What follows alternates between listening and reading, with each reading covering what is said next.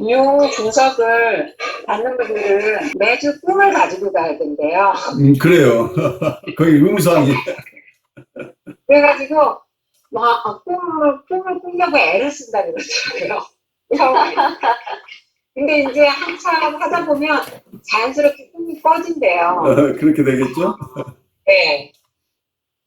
그래서 그 꿈을 가지고 가서 꿈내기를 하면은 꿈내기를 내놓고 그러면 이제 거기 인문분석가가 이제 그 꿈에 대해서 막 질문들을 던져가면서 좀 해석을 해주면서 그렇게 한다고 그러더라고요. 그래서 저는 인문분석을 10년 받은 사람인데 자기는 처음에 그 꿈을 만들어내느라고 아주 애를 먹었다고. 근데 이제 계속 하다 보니까 그냥 자연스럽게 하다못해 그 전날이라도 꿈을 꾸고 그 전날 못 꾸면 가기 전이라도 잠시 졸다가도 꿈을 꿔서 그걸 가지고. 근데 그걸 이제 잘 보시면 꿈을 꿀 수밖에 없는 게 그런 프레시가 있으면 꿈을 꾸는데 꿈이라는 게 지금 융의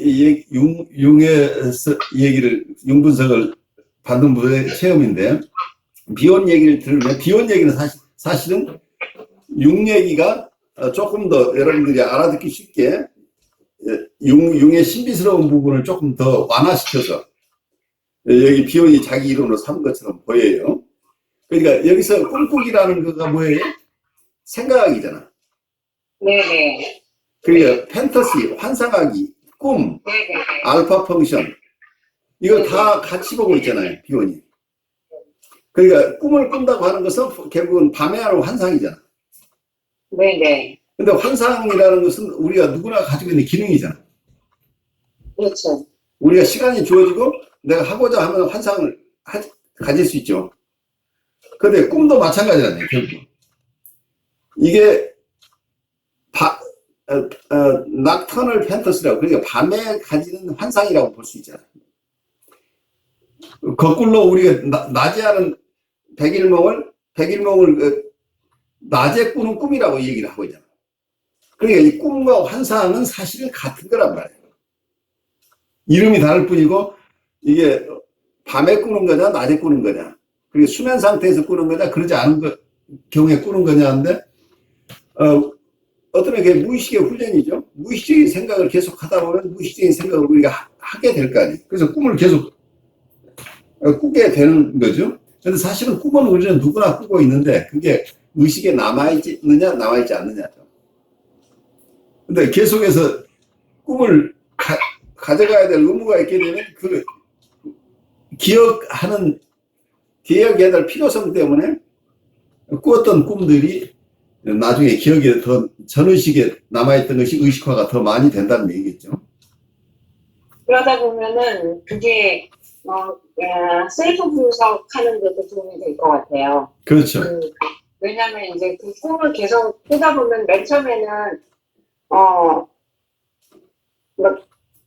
연결되지 않게 오늘은 이런 꿈 같다, 내일은 오늘은 아프리카 꿈 같다, 오늘은 미국 꿈 같다, 막 이래서 연결이 안 됐는데 계속 하다 보면 나중에는 다 연결이 돼서 본인 스스로도 자기 꿈을 해석할 수 있는 그런 무의식을 스스로 알아볼 수 있는 그런 상태까지 될 것 같아요.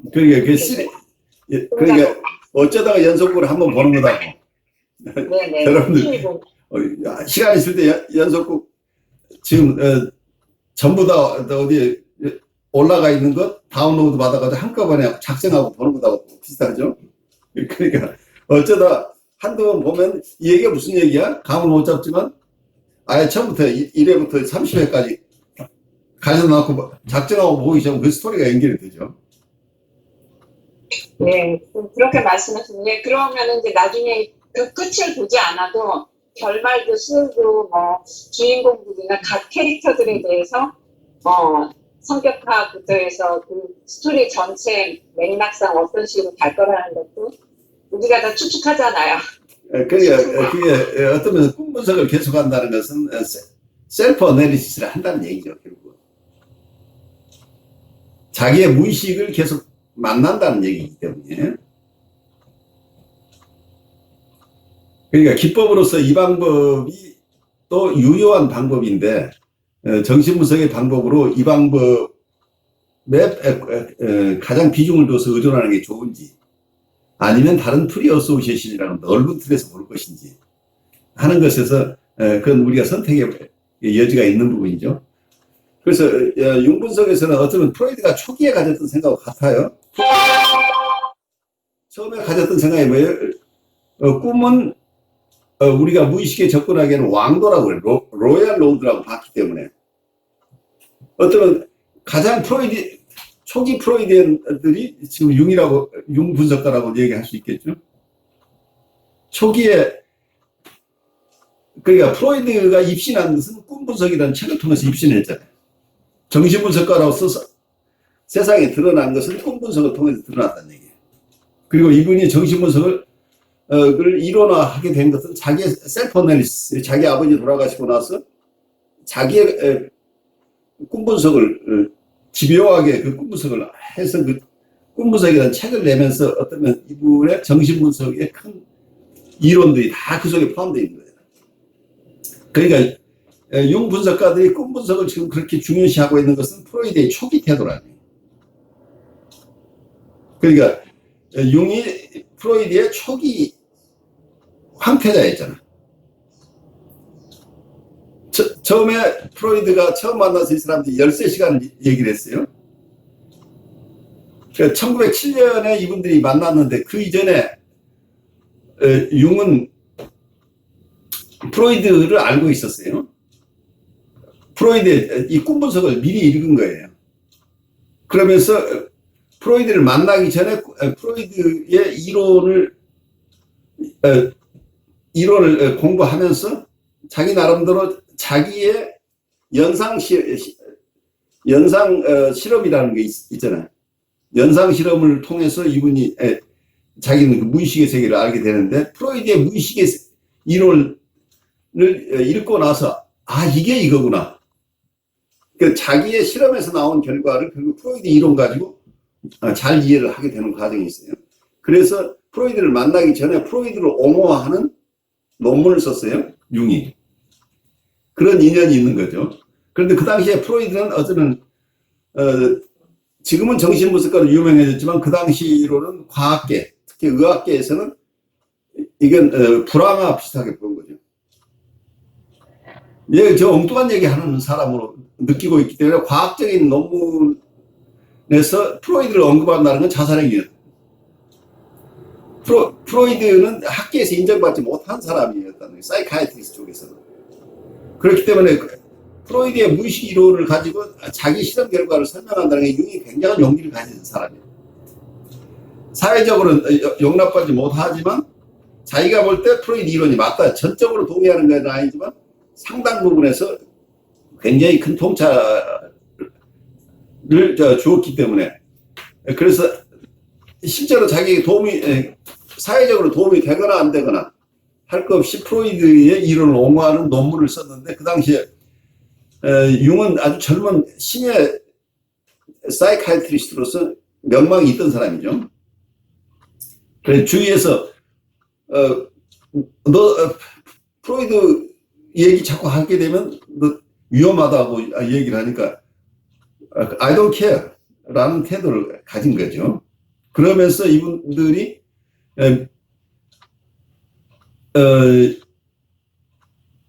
최초로 만난 게 1907년에 만났는데 이분들이 한 6년 정도 같이 프렌십을 갖다가 1913년인가 이제 완전히 서로 결별하게 돼요. 한 6년 과정 속에서는 프로이드가 완전히 자기 후계자로 인정을 하고, 그리고 지금 IPA 국제정신분석가 협회의 초대 회장을 융을 시켰어요. 그러니까 최초의 정신분석가 협회 회장이라는 얘기예요. 그렇기 때문에 그 당시까지 융이 초월적인 측면을 가지고 있었던 부분, 그 미스틱한 부분에 대해서 프로이드는 과학적인 입장에서 이게 맞지 않다고 서로 다른 입장을 취한 거죠. 그런데 융 입장에서는 섹슈얼리티 중심으로 인간을 이해하려고 하는 프로이드의 이론의 한계를 느낀 거죠. 마치 이게 그거 자체가 하나의 교리처럼 느껴버린 거예요. 도그매틱하게 가버린 거예요.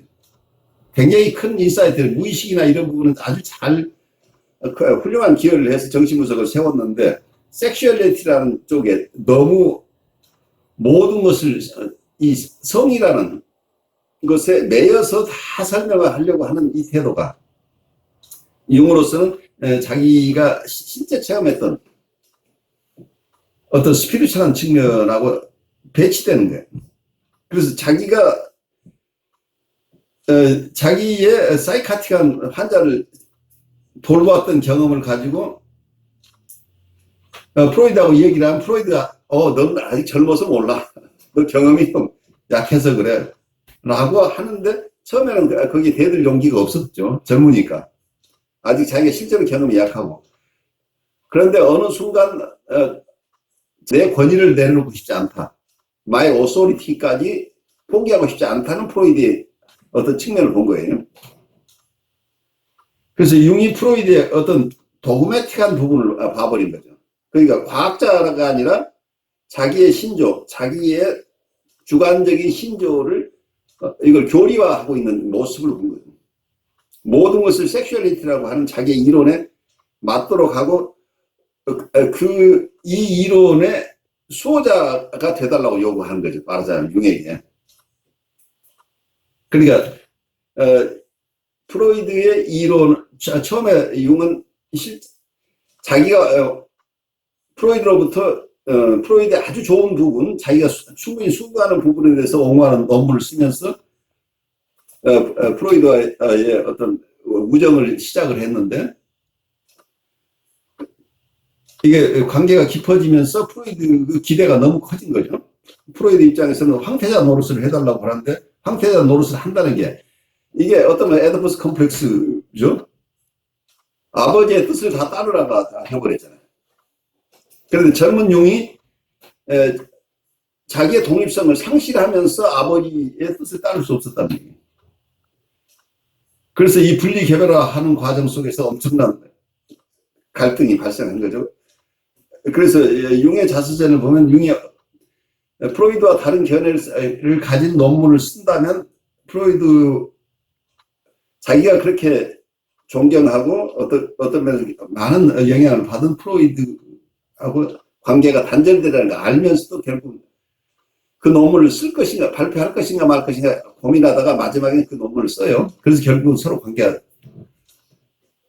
끊어진 상태죠. 그래서 이 두 사람의 관계는 굉장한 애증 관계죠. 두 사람의 천재예요. 두 사람 다 천재성을 알아보고 있어요. 그래서 그 천재가 둘로 나뉘어서 지금 발전해 왔다고 보는 부분이죠. 그런데 정신분석적인 어떤 임상적인으로 사람들을 돌보는 영역의 이론은 정통 정신분석에서 고도로 발달했다고 보여요. 그렇지만 융이 가지고 있었던 어떤 스피리추얼한 영역, 우리의 인간의 무의식의 깊은 영역, 프로이드가 봤던 섹슈얼리티라고 보는, 그래서 섹슈얼리티 성적 역동의 억압이라고 봤던 그 부분이 일부가 있긴 하지만 전체적인 사이키 내에 무의식의 세계는 광대 무변한, 그러니까 이건 우주성을 담고 있다, 신성을 담고 있다고 하는, 이 속에는 우리가 휴머니스틱하게만 볼 부분이 아닌 부분이, 객관적인 것이 숨어 있다. 우리가 창조한 것이 아닌, 그래 우리가 억압한 내용이 아닌 것, 우리가 전혀 알 수 없는 어떤 것들이 우리 안에 숨겨져 있다는 것을 융은 체험하고, 그 얘기를 안 할 수 없어요. 이 사람은 마치 선지자 같은 사람이에요. 자기가 체험한 것을 얘기를 하면 핍박을 받는데 얘기를 안 할 수 없는 이런 사람인 거죠. 그래서 이분이 자서전을 쓰면서도 마지막에 자기 안에 어떤 그 당시에 사람들이 믿고 있는 것, 믿어왔던 것, 그리고 교회가, 아버지가 목사님이시잖아요. 그러니까 그 목사님 집안에서 철저하게 신앙 교육도 받은 사람인데 자기의 체험과 아버지가 대표하는 기존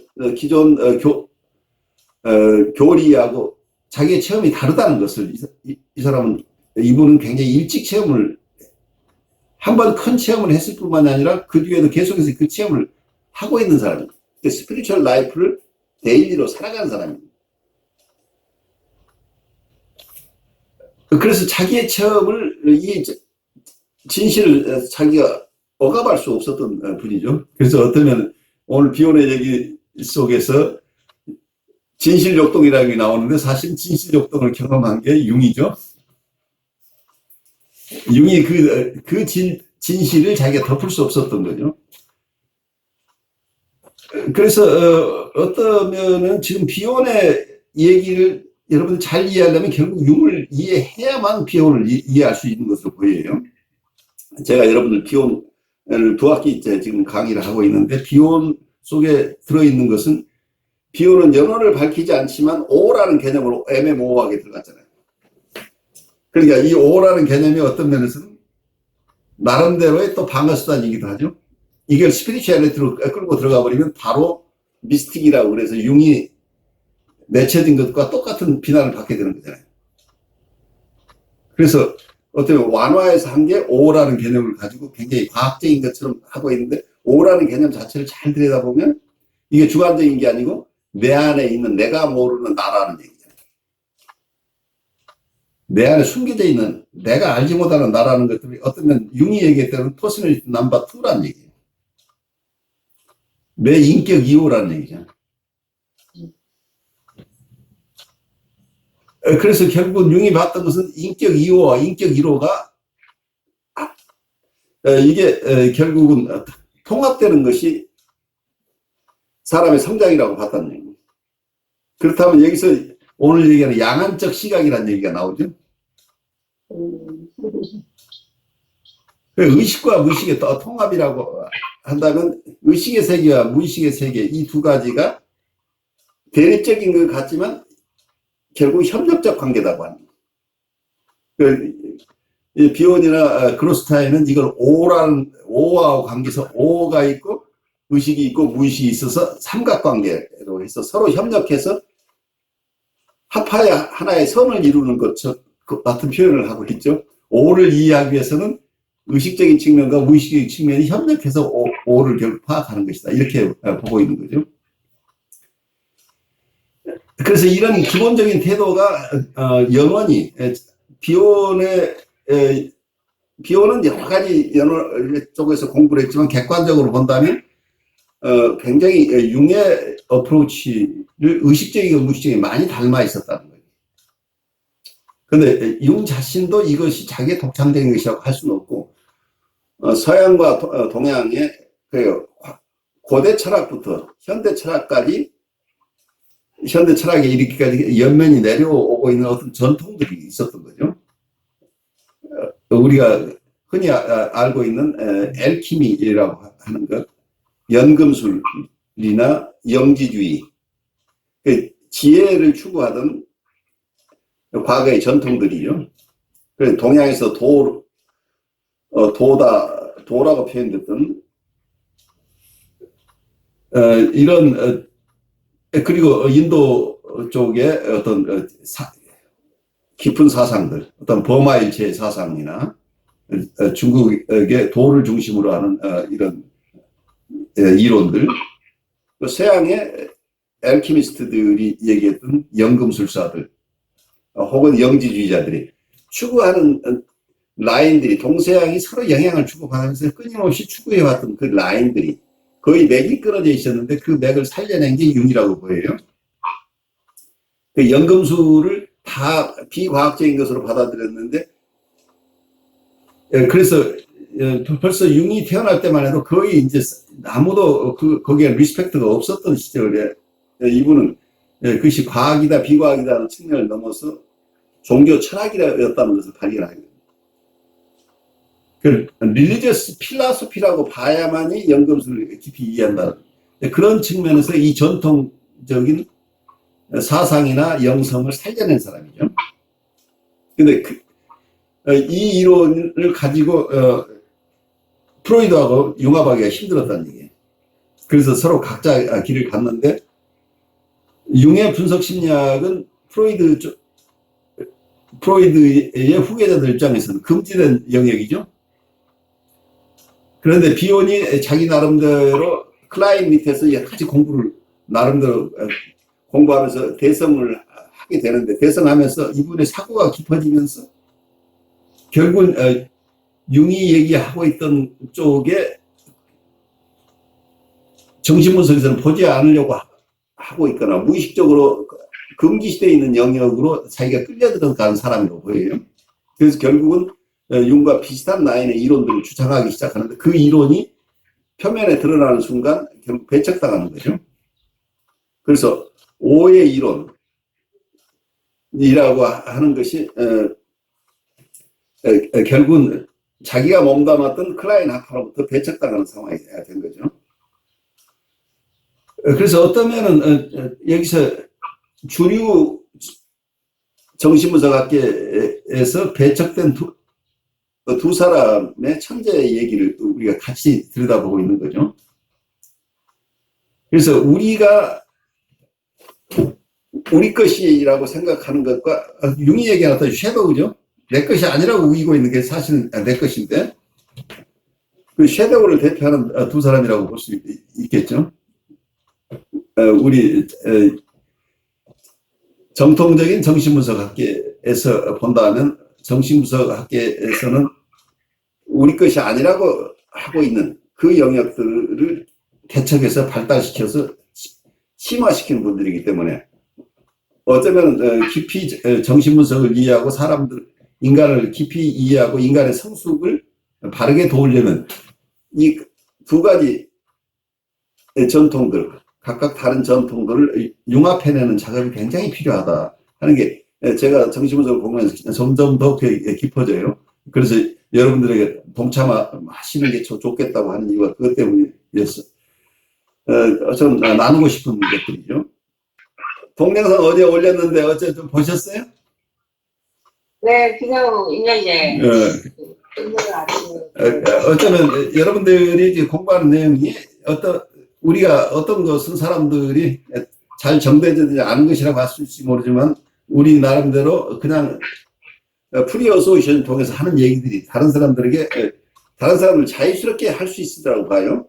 우리가 이론적으로 맞다 틀리다를 떠나서 우리가 진솔하게 나누는 대화들이 다른 사람에게도 사고의 벽을 깰 수 있는 어떤 기회가 될 수 있기 때문에 여러분들이 큰 기여를 지금 하고 있다고 보여요.